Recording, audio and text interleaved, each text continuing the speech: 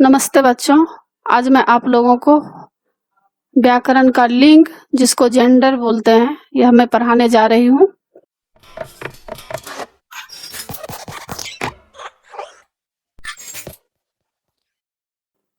यह किसी भी क्लास के लिए इम्पोर्टेंट है, चाहे 6, 7, 8, 9, 10 या और भी सब क्लास के बच्चे इसको पढ़ सकते हैं। तो अभी मैं आप लोगों को लिंग क्या होता है इसके बारे में जानकारी देना चाह रही हूँ, बहुत ही आसान तरीके से, ताकि आपको एक एक चीज समझ में आ जाएगा। तो शब्द का वह रूप जो पुरुष जाति या स्त्री जाति का बोध कराता हो उसे लिंग कहते हैं। इसमें आप देख सकते हैं उदाहरण में पुरुष जाति और स्त्री जाति। जैसे कि आप देखिए, यहाँ मोर है और इस तरफ मोरनी है। तो मोर पुरुष पुरुष जाति का संकेत करा रहा है और मोरनी जो है वह स्त्री जाति, मतलब मोर मेल है और मोरनी फीमेल है। तो क्या कहा गया है कि शब्द का वह रूप जो पुरुष जाति या स्त्री जाति का बोध कराता हो उसे हम लिंग कहते हैं। तो क में क्या है? पुरुष जाति है, मोर नाच रहा है, और ख में मोरनी पेड़ की डाल पर बैठी है। अब यहाँ देख सकते हैं लड़का बैठा है और लड़की बैठी है। तो दोनों क्या है? एक मेल है एक फीमेल है, मतलब एक स्त्रीलिंग है एक पुल्लिंग है। तो उपर्युक्त क वर्ग वाले चित्रों में मोर और लड़का शब्द पुरुष सूचक है, मतलब मेल है, तथा ख वर्ग वाले चित्रों में मोरनी और लड़की शब्द स्त्री सूचक है। ऐसे शब्दों को लिंग कहते हैं। अब आगे देखिए, लिंग के कितने भेद होते हैं? लिंग के 2 भेद होते हैं, पुल्लिंग और स्त्रीलिंग। तो पुल्लिंग क्या होता है? जिस शब्द से पुरुष जाति का बोध होता है उसे पुल्लिंग कहते हैं। जैसे बैल, आदमी, शेर, यह सब पुल्लिंग है। और इधर इस तरफ देख रहे हैं गाय है। तो स्त्रीलिंग जिस शब्द से स्त्री जाति का बोध हो उसे स्त्रीलिंग कहते हैं, जैसे गाय, औरत, शेरनी। अब पुल्लिंग की पहचान हम लोग कैसे करेंगे? जिन शब्दों के अंत में आ, औ, पा, नौ आदि आते हैं वे अधिकतर पुल्लिंग होते हैं। जैसे आ से मोटा, लोटा, छाता, सोना, लोहा आदि। आओ से चढ़ाओ, बहाओ आदि। पा से बुढ़ापा, पुजापा, मोटापा आदि। नौ से लेन देन आदि। तो इसमें आप देख सकते हैं कि आ, आओ, पा और नौ जो भी शब्द आएगा अंत में तो वह अधिकतर पुल्लिंग होता है, और निम्नलिखित शब्द सदा पुल्लिंग होते हैं। और देख सकते हैं कि पुल्लिंग में और क्या क्या होता है। तो पहला है देश के नाम सदा पुल्लिंग होते हैं, जैसे अमेरिका, भारत, चीन आदि, यह सब पुल्लिंग है। दूसरा, पर्वतों के नाम, हिमालय, आल्पस आदि। पर्वत के जितने भी नाम होते हैं पुल्लिंग होते हैं, और भी आप नाम रख सकते हैं पर्वत का। महाद्वीपों के नाम जैसे एशिया, यूरोप आदि, यह सब पुल्लिंग है। दिन तथा महीनों के नाम पुल्लिंग होते हैं, रविवार, सोमवार, चैत्र, वैशाख, ज्येष्ठ आदि। ग्रहों के नाम सूर्य, चंद्र, शनि, मंगल आदि। और धातुओं के नाम सोना, लोहा, पीतल, तांबा आदि। वृक्षों या अनाजों के नाम नीम, पीपल, बरगद, चना, गेहूं, ज्वार आदि, यह सब पुल्लिंग होता है। तो इस चीज को ध्यान में रख लीजिएगा, तो आपको पुल्लिंग पता चल जाएगा कि देश के नाम जो होते हैं वह पुल्लिंग होता है। पर्वत के नाम, महाद्वीप के नाम, दिन के नाम, ग्रह के नाम, ग्रहों के नाम, और धातुओं के नाम जैसे सोना, चांदी, तांबा आदि, और वृक्ष, अनाज का नाम, यह सब पुल्लिंग होता है। अब आगे 8 का अ से अंत होने वाली समस्त क्रियाएं प्रायः पुल्लिंग होती है। अ से अंत होने वाली समस्त क्रियाएं प्रायः पुल्लिंग होती है। अ जिसके अंत में अ होगा, अ से अंत होने वाली। तो जैसे जल, वचन, चित्र, पर्वत, नगर, उपवन, स्वास्थ्य। अ से अंत हो रहा है। जब आप इस कोई भी अगर आप शब्द को पढ़िएगा तो सब में अ अंत में आता है, जैसे जल, वचन, चित्र, पर्वत, नगर, उपवन, स्वास्थ्य आदि, यह सब पुल्लिंग होती है। और जिन शब्दों के अंत में क त्व आते हैं वे पुल्लिंग होते हैं, जैसे गायक,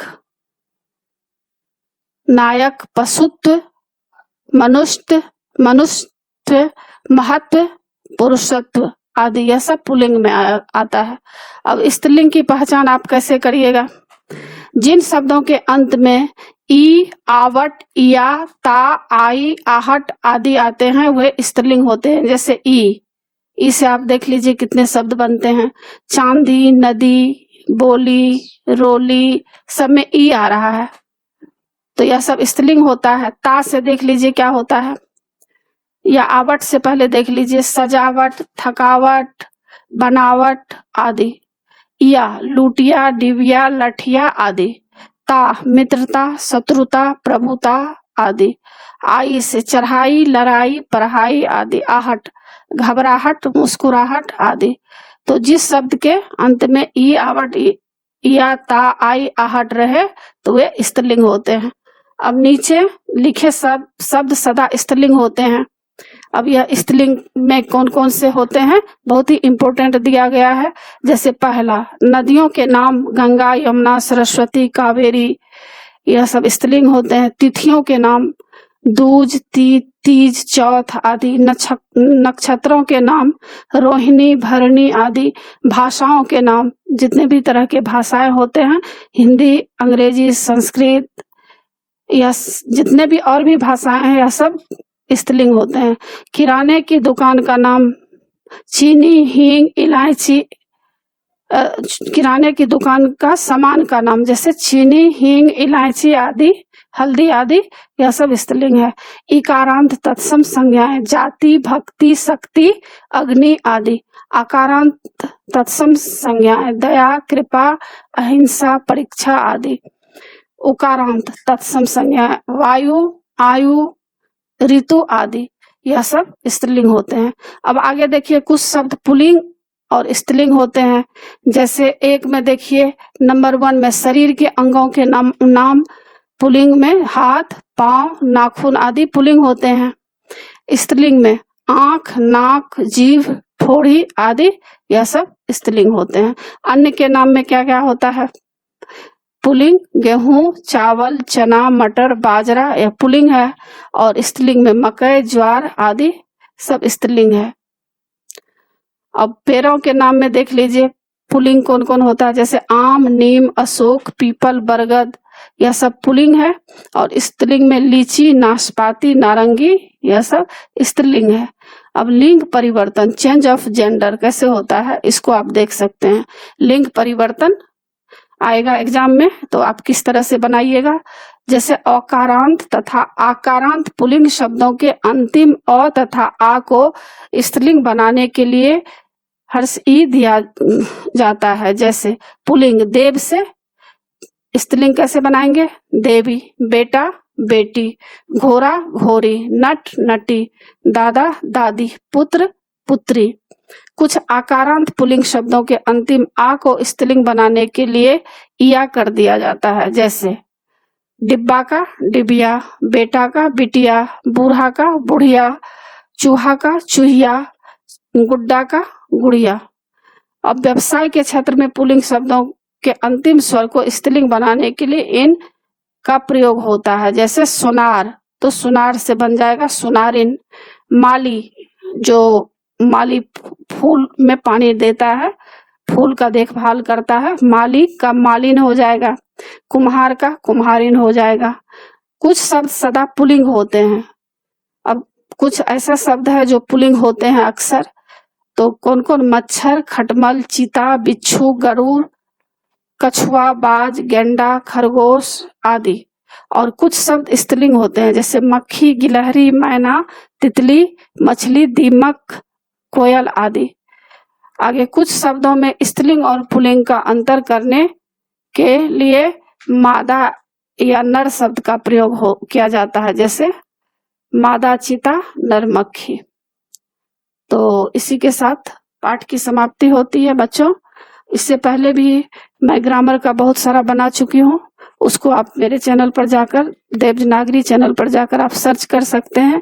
और कोई भी अगर आपको व्याकरण में दिक्कत हो तो वहाँ से आप आसानी से पढ़कर समझ सकते हैं और एग्जाम में अच्छा मार्क्स इससे आपको मिलेगा, क्योंकि बहुत ही अच्छा ढंग से इसमें समझाया गया है।